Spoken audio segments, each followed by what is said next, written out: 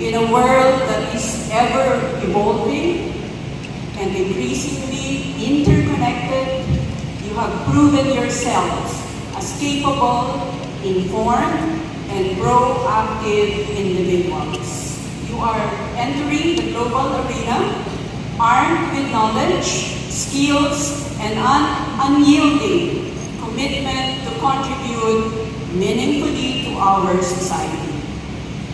As you stand on the cusp of new beginning, remember that the education you have received from Emilio Aguinaldo College is both a privilege and a powerful tool for change.